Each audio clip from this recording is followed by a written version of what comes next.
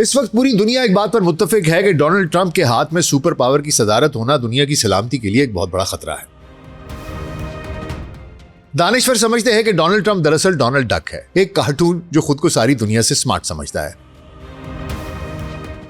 ان کے خیال میں چچا ٹرمپ ایک بہت بڑا ایڈیٹ ہے، بلکہ بعض تو اسے سائیکوپیتھ کہتے ہیں۔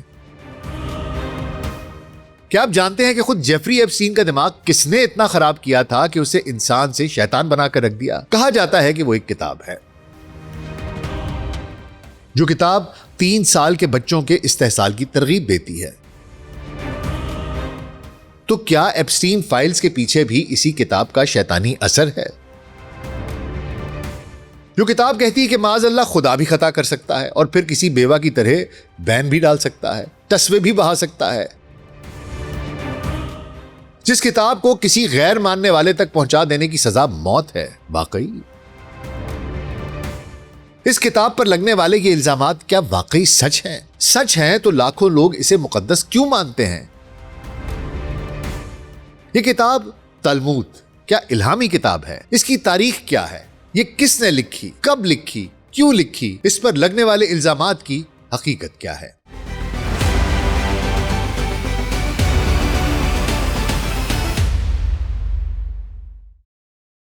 گلوبل سچ پوڈ کاسٹ ڈاکٹر ناصر بیگ کے ساتھ ابھی خدمت میں حاضر ہیں۔ جی السلام علیکم۔ اس وقت پوری دنیا ایک بات پر تو متفق ہے کہ ڈونلڈ ٹرمپ کے ہاتھ میں سپر پاور کی صدارت ہونا دنیا کی سلامتی کے لیے ایک بہت بڑا خطرہ ہے۔ عام امریکیوں کا ماننا ہے کہ ٹرمپ صرف ایپسٹین فائلز کے دباؤ سے بچنے کے لیے دنیا جہان کے امن کو تہو بالا کر رہا ہے۔ دانشور سمجھتے ہیں کہ ڈونلڈ ٹرمپ در حقیقت ڈونلڈ ڈک ہے، ایک کارٹون جو خود کو ساری دنیا سے زیادہ سمارٹ سمجھتا ہے، جبکہ ان کے خیال میں ٹرمپ ایک بہت بڑا ایڈیٹ ہے، بلکہ بعض کے نزدیک تو سائیکوپیتھ ہے۔ ٹرمپ سے بھی بڑا ایک سائیکوپیتھ تھا اس کا دوست جیفری ایپسٹین، جس کا نام آپ نے ایپسٹین فائلز کے حوالے سے سنا ہوگا، جانتے ہوں گے۔ اس پر میں نے بھی بہت سی ویڈیوز بنائی ہیں، آپ کی خدمت میں پیش کی ہیں۔ ڈونلڈ ٹرمپ جس کا دماغ شروع ہی سے خراب تھا، اسے مزید خراب کرنے میں ایک بڑا ہاتھ جیفری ایپسٹین کا بھی تھا۔ مگر کیا آپ جانتے ہیں کہ خود جیفری ایپسٹین کا دماغ کس نے اتنا خراب کر دیا کہ وہ انسان سے شیطان بن گیا؟ کہا جاتا ہے کہ وہ ایک کتاب ہے، یہ بھی کہا جاتا ہے کہ وہ ایک مقدس کتاب ہے۔ اب آپ چونک اٹھے ہوں گے کہ کوئی مقدس کتاب کسی انسان کو کیسے بگاڑ سکتی ہے؟ مگر کیا کیجئے کہ دنیا میں ایک ایسی مقدس کتاب بھی موجود ہے جس پر عائد ہونے والے الزامات کی فہرست بہت طویل ہے، اور الزامات کی نوعیت ایسی ہے کہ آپ کو یقین نہیں آئے گا، آپ کا دماغ چکرا جائے گا اور آپ کو گھن آنے لگے گی۔ جیسے ایک الزام یہ ہے کہ وہ کتاب اپنے ماننے والوں کو 3 سال کے بچوں کے استحصال پر اکساتی ہے، یعنی ایپسٹین فائلز کے 30 لاکھ صفحات کے ہر صفحے کے پیچھے گویا اسی کتاب کا شیطانی اثر ہے۔ یعنی وہ ایک کتاب نہ ہوتی تو آج دنیا میں شاید ایپسٹین فائلز کا وجود ہی نہ ہوتا۔ جیفری ایپسٹین نے یہ ابلیسی نسخہ پڑھا اور ثواب سمجھ کر انسانیت کے بدترین گناہ سر انجام دیے۔ آپ سوچ سکتے ہیں کہ کسی ایک کتاب میں اتنی طاقت کیسے ہو سکتی ہے کہ وہ عقل و فہم رکھنے والے انسان کو اپنی پرستش کرنے والا شیطان بنا دے۔ لیکن اگر اس کتاب کو مقدس کہہ کر پیش کیا جائے، اسے خدا کا پیغام بنا کر دنیا جہان کے سامنے رکھا جائے، تو پھر ان گنت انسانوں میں چند لاکھ ایسے بگڑے دماغ ضرور نکل آئیں گے جو ایسی کتاب پر صرف اس لیے بھی تہہ دل سے ایمان لے آئیں کہ وہ ان کی بدترین خواہشات کی تکمیل کا مکمل جواز فراہم کرتی ہے۔ معاذ اللہ، جب خود خدا نے کہہ دیا کہ تم اتنے افضل ہو کہ زمین پر جو بھی تم چاہو وہ بلا جھجک کر سکتے ہو، تو پھر ایسے خدا کو ماننے اور اپنے اندر شیطانی خواہشات رکھنے والے کسی بھی شخص کو بس اتنا کرنا ہے کہ اتنی طاقت حاصل کر لے کہ اسے کوئی روک نہ سکے، اور جیفری ایپسٹین نے یہی کیا۔ بہت سی دولت جمع کی، دنیا کے طاقتور ترین افراد میں سے ایسے دوست چنے جو اس کی طرح بدترین گناہوں کو عین ثواب، عین اپنا حق سمجھ کر بغیر کسی ندامت کے دن رات ظلم و ستم کرتے رہے۔ حضور ذرا سوچئے مقدس قرار دی جانے والی وہ کتاب کتنی بڑی شیطانی واردات ہوگی کہ جس کے وار سے اسٹیفن ہاکنگ جیسا ایک جینیس معذور بھی نہ بچ سکا۔ وہ کتاب جو کہ معاذ اللہ خدا کا درجہ تک گرا دیتی ہے، جو خدا کو خدا ہی نہیں رہنے دیتی بلکہ اسے بھی غلطی کا پتلا بنا دیتی ہے، جو صاف کہتی ہے کہ خدا بھی خطا کر سکتا ہے اور پھر کسی بیوہ عورت کی طرح بین ڈال سکتا ہے، تصوے بہا سکتا ہے معاذ اللہ۔ وہ کتاب جو اپنے ماننے والوں کو باقی تمام انسانوں سے اتنا برتر قرار دیتی ہے کہ جتنا کہ انسان کیڑوں مکوڑوں سے افضل ہیں، اور جس کتاب کو کسی غیر ماننے والے تک پہنچانے کی سزا موت ہے۔ مگر یاد رہے کہ یہ وہ الزامات ہیں جو کہ اس کتاب کو نہ ماننے والوں کی جانب سے عائد کیے جاتے ہیں، جبکہ لاکھوں انسان اسی کتاب کو مقدس مانتے ہیں۔ وہ کتاب جس پر کئی بڑے الزامات اور بھی ہیں، مثلاً یہ کہ وہ اپنے پیروکاروں کو باقی تمام انسانوں پر ظلم کرنے کا حکم دیتی ہے، جو اپنے ماننے والوں کے لیے یہ مکمل جائز قرار دیتی ہے کہ وہ باقی کسی بھی انسان کا مال لوٹ سکتے ہیں، اس کی عزت پامال کر سکتے ہیں، یہاں تک کہ اس کا قتل بھی کر سکتے ہیں۔ الزامات کے مطابق ایسی جاہلانہ اور قاتلانہ کتاب کا نام تالمود ہے۔ تالمود کیا ہے؟ تالمود کی تاریخ کیا ہے؟ تالمود کو تصنیف کس نے کیا، یعنی اس متنازع کتاب کو لکھا کس نے؟ تالمود لکھی ہی کیوں گئی؟ تالمود پر لگنے والے الزامات کی حقیقت کیا ہے؟ تالمود کا توریت سے رشتہ کیا ہے؟ آج اس سب پر بات ہوگی، تو حضور اگلے 10 سے 15 منٹ کے لیے دھیان ذرا ادھر، اور اگر ہمارا کانٹینٹ پسند آ رہا ہے تو ویڈیو کو لائک اور چینل کو سبسکرائب کر دیجیے گا۔ تو آئیے آغاز کرتے ہیں۔ ہم سب جانتے ہیں کہ توریت ایک آسمانی کتاب ہے جو اللہ کے رسول حضرت موسیٰ علیہ السلام پر نازل ہوئی، جس کا ایک خاص حصہ The 10 Commandments کے نام سے بہت مشہور ہے۔ یہ وہی خدائی احکامات ہیں جو حضرت موسیٰ کو مصر کے جزیرہ نما سینا میں کوہ طور پر عطا کیے گئے۔ یہ 10 Commandments کچھ یوں ہیں: I am the Lord your God، میں ہی تمہارا خدا اور آقا ہوں۔ You shall have no other gods، تم کسی دوسرے کو خدا نہیں بناؤ گے، یعنی شرک نہیں کرو گے۔ Do not take God's name in vain، خدا کے نام کا ہمیشہ احترام کرو، خدا کی جھوٹی قسم وغیرہ مت کھاؤ۔ Remember the Sabbath day، یوم السبت کو یاد رکھو۔ یہاں یوم السبت سے مراد ہفتے کا دن ہے، جس دن یہودی کوئی پیشہ ورانہ کام نہیں کرتے اور پورا دن اپنے گھر میں اپنے خاندان کے ساتھ گزارتے ہیں۔ 5واں، Honor your father and mother، اپنے والدین کی عزت کرو۔ Do not murder، قتل نہ کرو۔ Do not commit adultery، زنا مت کرو۔ Do not steal، چوری نہ کرو۔ Do not bear false witness، جھوٹی گواہی نہ دو، جھوٹ مت بولو۔ Do not covet، حرص و ہوس سے باز رہو۔ یعنی خدا نے انسان کو یہی سبق اور حکم فرمایا کہ دوسروں کا مال یا حسین بیوی دیکھ کر للچاؤ مت، اور جو تمہارے پاس ہے اس پر اپنے رب کا شکر ادا کرو، اور شکر ادا کرنا سیکھو تاکہ تمہیں آخرت میں خوب اجر ملے۔ اب یہ سارے پاک اسباق اللہ سبحانہ تعالیٰ کی کتاب توریت میں موجود ہیں، اور تالمود اسی پاک کتاب کی تشریح ہے۔ پھر سوچنے والی بات ہے کہ نیکی کی تشریح بدی کے طور پر کیسے کی جا سکتی ہے، اور کوئی بدبخت ایسا کر بھی دے تو سننے والے اس پر یقین کیسے کر سکتے ہیں؟ اس کا جواب یہ ہے کہ ایسی الٹی تشریح کو تسلیم وہی کرے گا جس کی اپنی کھوپڑی الٹی ہوگی۔ اسی لیے تلمود میں کچھ شرارتی یہودی علماء نے جتنی خرافات شامل کی ہیں، سنجیدہ یہودی عالم ان پر قطعی یقین نہیں کرتے اور ان کی سخت مذمت کرتے ہیں۔ مثلاً ہیکل سلیمانی کی تباہی پر بعد میں خدا کو اپنی غلطی کا احساس ہوا اور وہ پچھتایا، اور وہ رویا کہ اس نے یہ کیوں ہونے دیا، معاذ اللہ۔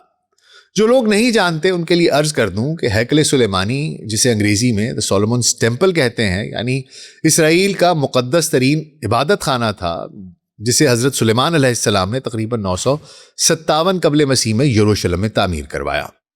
اس کی تعمیر کا مقصد اسے خدا کی عبادت کا مرکزی مقام اور بنی اسرائیل کی مذہبی و قومی شناخت کا مرکز بنانا تھا۔ تابوت سکینہ بھی یہیں رکھا تھا۔ یہ بھی بتاتا چلوں کہ تابوت سکینہ ایک مقدس صندوق تھا جسے انگلش میں آرک آف دا کووننٹ کہا جاتا ہے، جس میں حضرت موسیٰ علیہ السلام کی شریعت کی الواح یعنی وہ تختیاں محفوظ تھیں، جن کے علاوہ تابوت سکینہ میں مقدس تبرکات وہ بھی رکھے جاتے تھے۔ یہ ہیکل بنی اسرائیل کے لیے خدا کی نصرت اور سکون کی علامت سمجھا جاتا تھا۔ ان دونوں ٹاپکس پر میری تفصیلی ویڈیوز موجود ہیں جنہیں آپ دیکھ سکتے ہیں۔ تاریخ میں ہیکل سلیمانی کو 2 مرتبہ تباہ کیا گیا۔ پہلی مرتبہ 586 قبل از مسیح میں۔ تباہ کرنے والا بابل کا بادشاہ بخت نصر تھا اور وجہ بنی اسرائیل کی بغاوت اور دینی انحراف تھا۔ ہیکل سلیمانی کو 516 قبل مسیح میں فارس کے شہنشاہ سائرس دا گریٹ نے دوبارہ تعمیر کیا، مگر 70 عیسوی میں اسے رومی جرنیل ٹائٹس نے دوبارہ تباہ کر دیا۔ وجہ ایک بار پھر یہودی بغاوت کو کچلنا بنا۔ اب آپ غور کیجئے کہ جن احمقوں نے تلمود میں یہ لکھ ڈالا کہ ہیکل سلیمانی کی بربادی ہونے دینا خدا کی غلطی تھی، انہوں نے اپنے خدا کا درجہ اتنا پست کر دیا کہ وہ نہ صرف خطا کر سکتا ہے بلکہ 2 بار ایک ہی خطا دہرا سکتا ہے۔ حد ہے، یہ حماقت یا شرارت کی حد ہے، اور یہ حماقت سے زیادہ شرارت ہی تھی۔ وہ یہودی جن کے پاس علم تو بہت تھا مگر جن کا کردار بہت ہی برا تھا، انہوں نے عوام کے دل میں یہ بات بٹھانے کی کوشش کی کہ جب خدا بھی خطا سے ماورا نہیں تو پھر ہم اور آپ تو انسان ہیں، اور انسان اگر گناہ کر بھی لے تو کوئی بڑی بات نہیں ہے۔ ہاں، بظاہر انہوں نے یہی کہا کہ ہم نے کتاب میں یہ بات اس لیے شامل کی کہ خدا کی بنی اسرائیل سے محبت کو واضح کر سکیں کہ یہود کی بربادی پر خدا خاموش بیٹھا رہے اور کچھ نہ کرے تو بعد میں وہ اتنا پشیمان ہو جاتا ہے کہ زار و قطار رو دیتا ہے، اور اس کے اشک جب سمندر میں گرتے ہیں تو طوفان اٹھا دیتے ہیں، وغیرہ وغیرہ۔ اب یہ تشریح ایسے سادہ لو یہودیوں کو بہت پسند آئی جو پہلے ہی اس بات پر یقین رکھتے تھے کہ وہ تو خدا کی محبوب ترین قوم ہے۔ حالانکہ سنجیدہ یہودی اسکالرز کے نزدیک خدا کی چنی ہوئی قوم کا مطلب وہ بھی کچھ اور ہے، جس کا ذکر میں آگے چل کر کچھ دیر بات کروں گا۔ تلمود دراصل توریت کی تشریح ہے۔ توریت وہ مقدس کتاب ہے جو اللہ نے حضرت موسیٰ علیہ السلام پر نازل کی۔ یہ یہودی مذہب کی بنیادی شریعت ہے، اور باقاعدہ شریعت والی بڑی کتابوں میں توریت اولین ہے۔ توریت کی بنیادی طور پر 2 شکلیں ہیں: ریٹن تورا، مکتوب توریت، اورل تورا، زبانی توریت۔ مکتوب توریت سے مراد وہ تحریری کتاب ہے جو حضرت موسیٰ پر نازل ہوئی۔ اسے اللہ کی طرف سے نازل شدہ اصل متن بتایا جاتا ہے۔ یہ باقاعدہ لکھی ہوئی شکل میں موجود ہے اور بنیادی احکام، قوانین اور تاریخی واقعات پر مشتمل ہے۔ اس میں 5 کتابیں شامل ہیں: جینیسس پیدائش، ایکسوڈس خروج، لیویٹیکس اخبار یعنی احکامات، نمبرز یعنی گنتی، ڈیٹرونومی استثناء۔ جبکہ زبانی توریت میں وہ تشریحات، توضیحات اور تفسیری روایات ہیں جو نسل در نسل زبانی طور پر منتقل ہوتی نہیں، پھر بھی بعد میں یہ لکھ لی گئیں۔ یعنی اگر مکتوب توریت قانون کی کتاب ہے تو زمانی توریت اس قانون کی عملی گائیڈ ہے۔ اس کے 2 اہم حصے ہیں۔ پہلا مشنا، یہ 2 صدی عیسوی میں لکھی گئی، یہ توریت کا بنیادی قانون پیش کرتی ہے۔ دوسری گمارا، یہ 5ویں صدی عیسوی میں تحریر کی گئی، یہ بنیادی قانون کی تفصیل اور تشریح پیش کرتی ہے۔ مشنا اور گمارا کو ملا کر تلمود بنائی گئی۔ اس کتاب کی بھی 2 بڑی شکلیں موجود ہیں۔ پہلی بیبلونین تلمود یا بابلی تلمود، یہ نسخہ زیادہ مستند سمجھا جاتا ہے، اور دوسری یروشلم تلمود یا جیروسلم تلمود۔ تلمود میں کئی سطحوں پر تعلیمات ملتی ہیں۔ اس میں دینی قوانین، اخلاقی اصول، پھر شادی، بیاہ، روزگار، تجارت، اس جیسے سماجی معاملات کے علاوہ فلسفیانہ اور روحانی گفتگو بھی موجود ہے۔ حضور، اس کتاب کا ایک جملہ آپ کو چونکا سکتا ہے، اور وہ حیران کن فقرہ ہے جو ایک جان کو بچاتا ہے گویا اس نے پوری انسانیت کو بچایا۔ آپ فوراً کہہ اٹھیں گے کہ یہ تو قرآن مجید کی آیت ہے۔ جی بالکل درست، میرے ذہن میں بھی یہی سوال ابھرا۔ تو کیا یہ جملہ قرآنی آیات کے نزول کے بعد تلمود میں شامل کیا گیا؟ مزید تحقیق سے اندازہ ہوا کہ یہ فقرہ خود خدا کا حکم ہے جو اس کی پرانی کتاب توریت میں نازل ہوا اور وہاں سے تلمود میں آیا۔ قصہ مختصر، بظاہر تو تلمود کا خلاصہ کچھ یہ ہے کہ زندگی کے ہر پہلو کو خدا کے قانون کے مطابق گزارنا، علم، بحث اور سوال کرنے کی اہمیت، عدل، اخلاق اور معاشرتی نظام۔ کچھ مزید پڑھنے پر تلمود کے ماننے والوں کے خود کو باقی سب انسانوں سے جو کہیں برتر قرار دینے کی جو بات ہے وہ بھی کھل کر سامنے آ جاتی ہے۔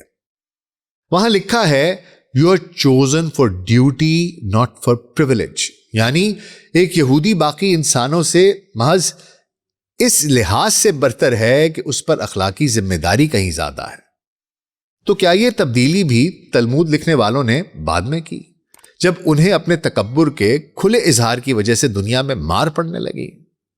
میرے سر میں یہی سوال ابھرا، جس کا جواب یہی ملا کہ یہ بات بھی خود توریت میں موجود ہے۔ یعنی خدا نے تو یہود کی برتری کا باعث یہ بتایا کہ وہ حقیقی خدا کا علم رکھنے کے باعث اخلاقی طور پر زیادہ پابند اور ذمہ دار ہیں، مگر کچھ چالاک یہودی علماء نے اسے نسلی برتری سے جوڑ دیا۔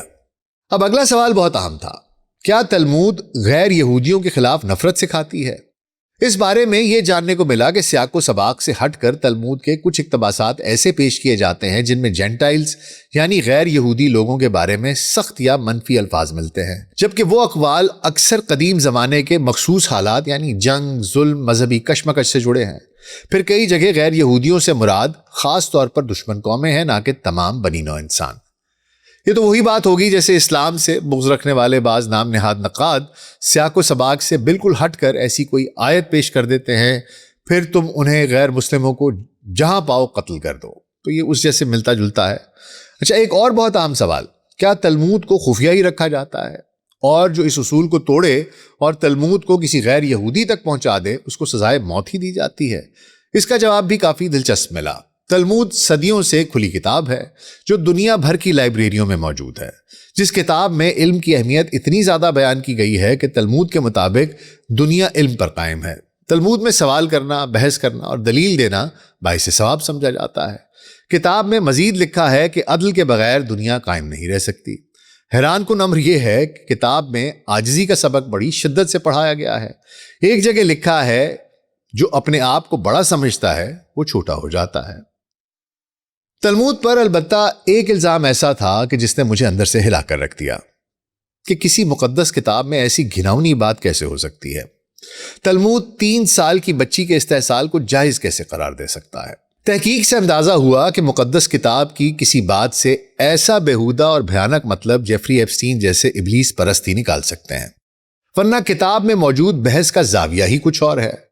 دراصل قدیم عہد میں بنی اسرائیل کے ہاں جب کسی عورت کی شادی کا معاملہ ہوتا تو کنواری کے لیے حق مہر کی رقم زیادہ رکھی جاتی تھی۔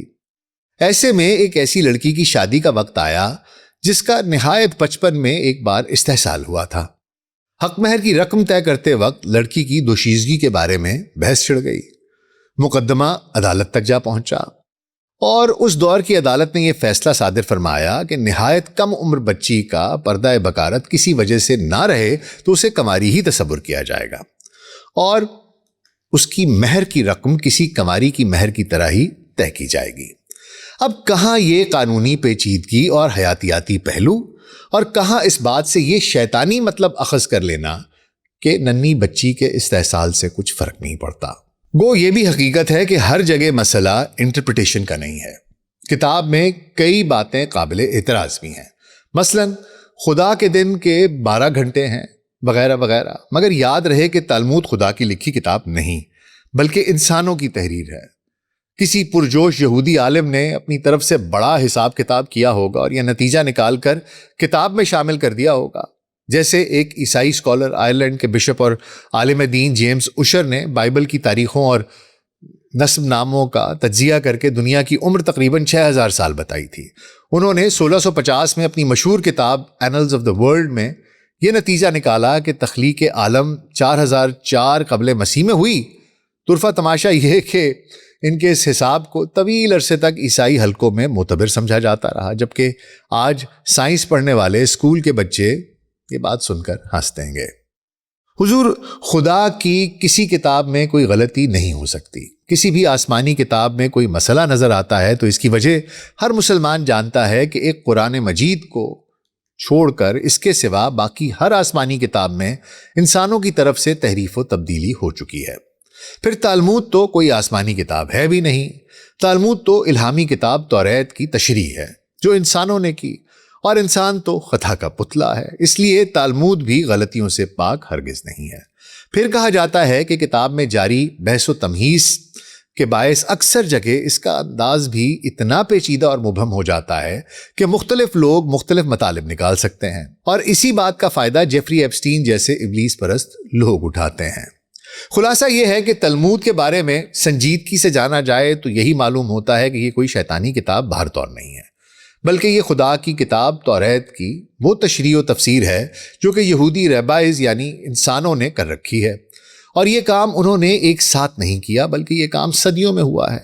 یعنی یہودی عالم آتے رہے اور اپنی اپنی سمجھ بوجھ کے مطابق توریت کی تشریح کرتے رہے، اور یوں کتاب کی 20 سے 25 جلدیں بن گئیں، جن کو لکھنے والے سبھی انسان تھے، جن میں کچھ تو ایسے بھی ہوں گے جو خدا کے حقیقی پیغام کو گہرائی میں سمجھ ہی نہیں پائے ہوں گے، مگر چونکہ وہ اپنے عہد کے بڑے عالم سمجھے جاتے تھے اس لیے ان کی پیش کردہ نکات کو بھی کتاب میں جگہ مل گئی، اور کوئی بات ایک بار کسی مقدس کتاب میں شامل ہو جائے تو پھر بے شمار لوگ اس پر اندھا یقین کرنے لگتے ہیں، اور بعد کے علماء کے لیے اس کا اثر زائل کرنا آسان نہیں ہوتا۔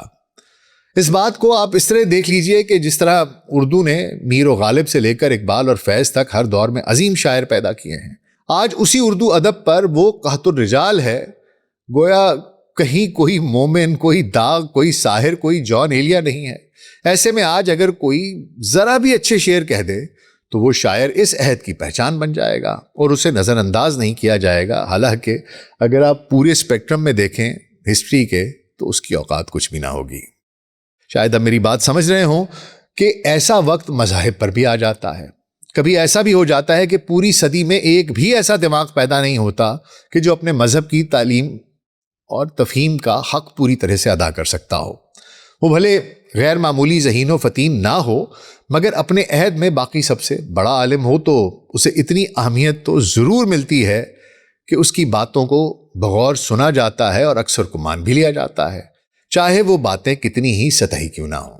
پھر ہر مذہب کو یہ مسئلہ بھی تو درپیش ہوتا ہے کہ کچھ غیر معمولی ذہین لوگ جو کہ سراپا خود پرست ہوتے ہیں، وہ مذہبی علوم پر عبور حاصل کرنے کے بعد مذہبی احکامات کو اپنی خواہشات کی تسکین کے مطابق موڑنے لگتے ہیں، اور چونکہ وہ علم و بیان میں ماہر ہوتے ہیں اس لیے بہت سے سادہ لوگ ان کی کہی ہوئی باتوں کو صحیح مان لیتے ہیں، اور یہی مسائل ہمیں تلمود میں بھی نظر آتے ہیں جن کے باعث تلمود اور اس کے ماننے والوں کو شیطانی عقائد اور اعمال کے ساتھ جوڑا جاتا ہے۔ حضور، اس تحقیق کا اصل مقصد تلمود کی حقیقت جاننا اور آپ کے ساتھ شیئر کرنا تھا، کیونکہ اس کے بارے میں بہت سی ویڈیوز دیکھیں، آرٹیکلز پڑھے، بہت سے ریبائز کے سٹیٹمنٹس دیکھے، تو حقیقت جاننے کا ایک تجسس پیدا ہوا، اور یہ اسی کی ایک کڑی تھی۔ جیفری ایپسٹین اور اس جیسے ابلیس پرستوں نے اس کی اپنے مطلب سے تشریح کی اور اس طرح یہ کتاب متنازع ہو گئی، حالانکہ میرے اللہ کے حکم کی تشریح ایسی نہیں ہو سکتی۔ تلمود کی بدنامی میں ایک بہت بڑا ہاتھ صہیونیوں کا بھی ہے، جنہیں انگریزی میں زائنسٹ کہتے ہیں۔ زائنزم پر ہماری ویڈیوز موجود ہیں، آپ وہ دیکھ سکتے ہیں۔ 19ویں صدی میں اٹھنے والی اس تحریک کی وجہ سے اسرائیل قائم ہوا، دنیا بھر سے یہود وہاں آباد ہوئے، جن میں ایک بڑی اکثریت صہیونی یعنی زائنسٹ کی ہے۔ ان زائنسٹ کی یہ مجبوری تھی کہ وہ اپنے بچوں کو ذہنی طور پر یہی سمجھاتے رہیں کہ وہ خدا کی محبوب ترین قوم اور افضل ترین انسان ہیں، اس لیے خدا نے ان سے اس زمین کا وعدہ کیا اور ان کا حق پوری دنیا اور تمام انسانوں پر ہے۔